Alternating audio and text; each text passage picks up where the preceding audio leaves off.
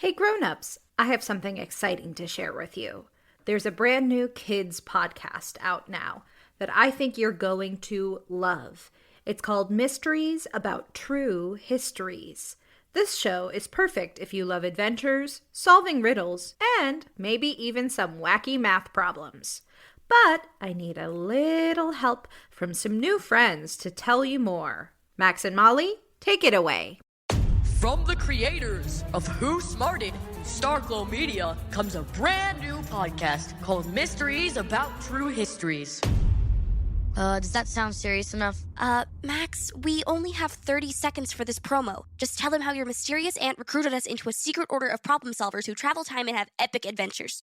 I don't have to. You just did. Catch new episodes of Mysteries About True Histories every Thursday on Apple Podcasts or wherever you listen to podcasts. Hey, Tailblazers, I'm Rebecca Cunningham, and this is Girl Tales, a kids' podcast of feminist stories for a new generation. Before we get started, I'd like to wish a very happy birthday to Faye. Faye, I hope you have an awesome birthday. Thank you so much for listening to Girl Tales. Grownups, if you would like to hear your child's name at the top of our next tale, head to patreon.com/girltales and donate today. Now onto our episode. This is The Green Woman. Enjoy!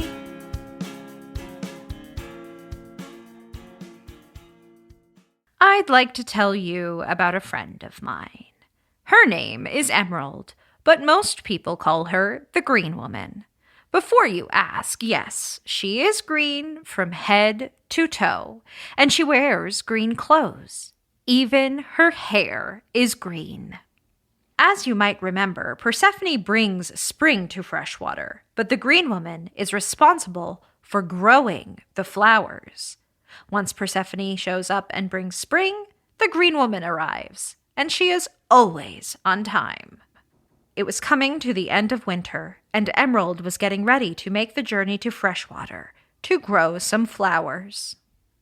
She couldn't wait to see all her friends there. Persephone, Farmer McDonald, Holly Cow, Aramis, Zala, everybody. Just as she was about to set off from her winter home, a loud voice called out to her. "Green Woman, there's a baby bird stuck at the top of a tower!" Now, Emerald didn't recognize the voice, but if a baby bird was in trouble, she was definitely going to help.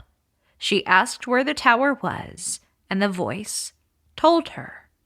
"Far north of Freshwater, where the snow still falls. Please, hurry!" Emerald hurried north. She didn't stop to make any flowers bloom. She had to help the baby bird first. She reached a tall, ice-covered tower far north of Freshwater. Snow fell all around. She raced up to the top, where she thought she'd find a baby bird. Instead, she found a cold and empty room. And then the door slammed behind her. She tried to open it, but it was locked from the other side. And then the door froze closed. She went to the window, and outside she saw an enormous frost giant. He was 50 feet tall and covered in icicles. He had an icy beard that looked like a frozen waterfall, and icy blue eyes with a cruel glint. The frost giant loved only wintry things: cold, snow, and ice. He hated when spring came because he melted into 1,000 water droplets, and it took him months to get back to being a whole giant made of frost and ice and snow. The frost giant wasn't powerful enough to stop Persephone from bringing spring, but he could stop Emerald from making the flowers grow. And he was so cold and mean that he wanted to stop anyone from feeling that special, lovely feeling when you see a tulip or smell a rose. "Green Woman, You are trapped.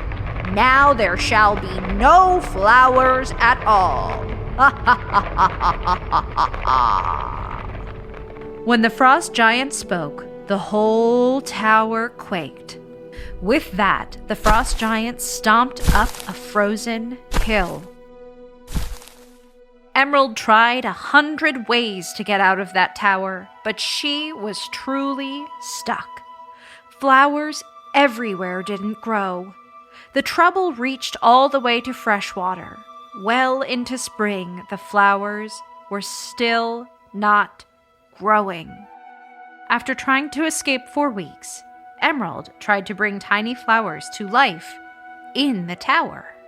She helped the seed sprout and grow, and spent the whole day tending to her flowers. But every night, the frost giant blew a layer of ice over the whole tower, and all Emerald's little flowers died of cold. It was enough to make anyone sad. Emerald most of all, because she needed to help the flowers bloom in Freshwater and beyond. She was being held prisoner, and blossoms wouldn't come until she was free. One day, while the frost giant was dozing off, and Emerald was growing some snowdrops, which were just about to bloom, there came a little sound on the window. Emerald looked out. There, at the window, was a little bumblebee. "What are you doing here, little bee?" Emerald said, pulling open the window to let the bee inside. "Bzzz, I'm here to cheer you up." The bumblebee landed on Emerald's open hand and walked in a little circle before sitting down. The bumblebee was fuzzy, with black and yellow stripes and big eyes.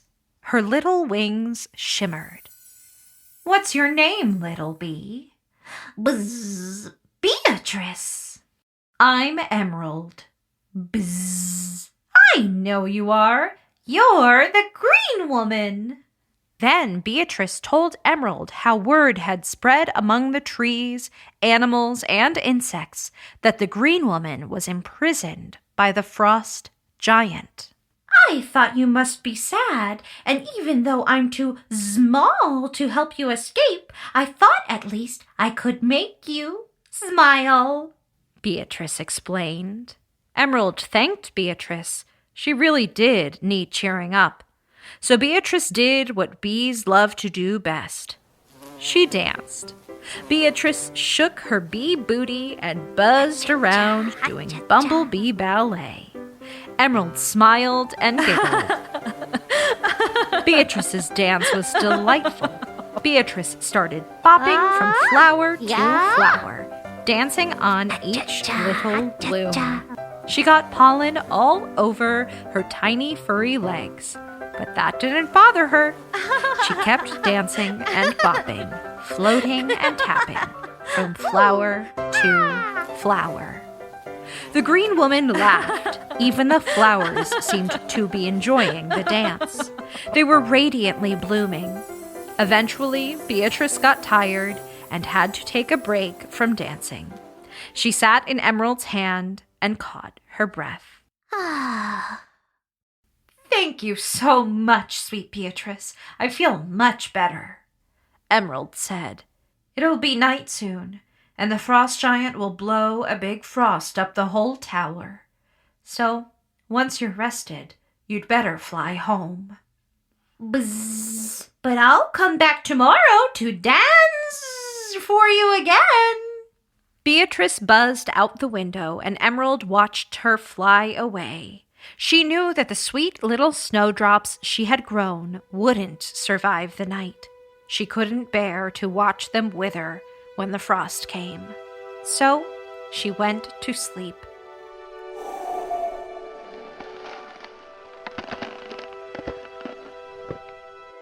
In the morning, Emerald got up, expecting to see withered snowdrops.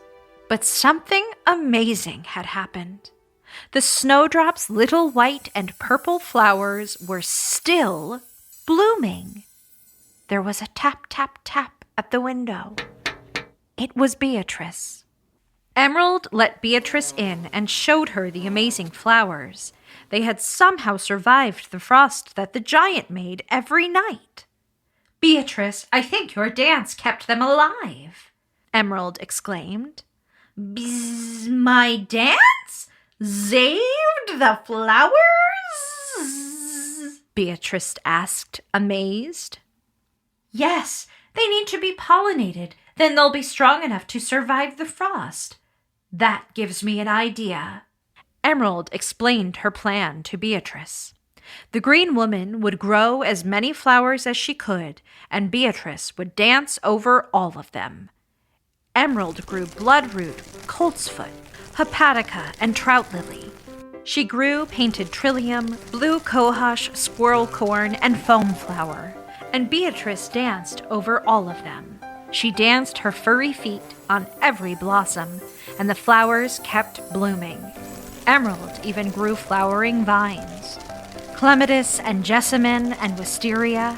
When Beatrice danced on the flowers of the vines, they started to grow out of the window of the tower. Emerald and Beatrice kept working, and soon the plants were growing all over the outside of the tower, melting the ice. The frost giant stomped over to the tower and blew a frost on the plants, but they kept blooming and growing. The frost giant blew and blew and blew, but the plants did not freeze. The frost giant blew so much snow and ice out of himself that he started to shrink. The plants kept growing, melting the ice tower, and the frost giant shrunk down to the size of a snowball. The tower melted completely away, leaving a beautiful wildflower meadow behind. Emerald carried Beatrice in her hand and walked over to where the frost giant, frost no longer giant, was. Emerald picked the snowball-sized frost giant up and tossed him into a creek. Beatrice and Emerald were exhausted, but happy. They spent the afternoon resting in the field of wildflowers before Emerald started walking toward Freshwater, bringing the flowers with her. Beatrice and Emerald are still the best of friends. They spend every spring and summer in Freshwater, making flowers bloom all over town. The green woman is always welcome in Freshwater, and she couldn't do what she does without bumblebees like Beatrice.